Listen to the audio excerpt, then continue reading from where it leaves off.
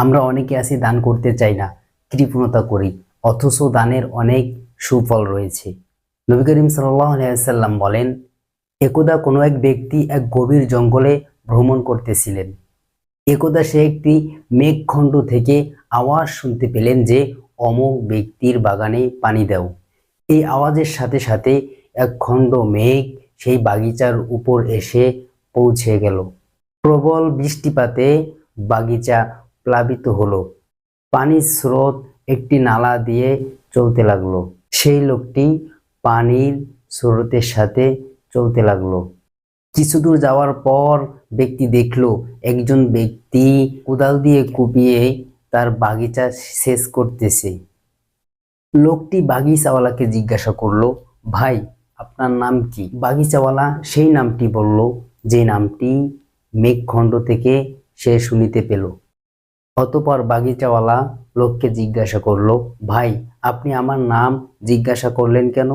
লোকটি বলিল, মেঘের ওই পানি, উহার মধ্যে একটি আওয়াজ শুনিতে পেয়েছিলাম। আপনার নাম নিয়েই বলেছিল যে অমুক ব্যক্তির বাগানে পানি দাও। আচ্ছা আপনি বলুন তো দেখি, আপনি কি এমন আমল করেন যার কারণে আল্লাহ পাক রব্বুল আলামিনের কাছে এত প্রিয়? বাগিচাওয়ালা বলিল, ইহা তো বলা ঠিক নয়, কারণ আল্লাহর রাস্তায় কাজ করিলে এটা মানুষের কাছে বলতে হয় না। শুধু আপনার অনুরোধ রক্ষার্থে বলিতেছি।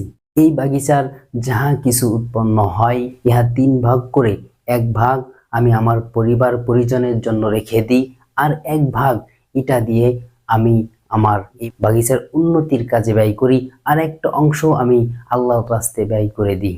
আল্লাহ তাআলা বলেন, ইয়ামহাকুল্লাহুর রিবা ওয়া ইউরবিস সাদাকাত আল্লাহু লা ইউহিব্বু কুল্লা কাফফারিন আসীম। আল্লাহ সুদকে মিটিয়ে দেন এবং সাদাকাকে বাড়িয়ে দেন, আর আল্লাহ কোনো অতি কুফরকারী পাপীকে ভালোবাসেন না। যে ব্যক্তি আল্লাহ তাআলার রাস্তায় সদকা করবে, আল্লাহ পাক রব্বুল আলামিন গায়েবী খাজানা থেকে তার দুনিয়াবী সকল প্রয়োজনকে আল্লাহ তাআলা মিটায়ে দিবেন।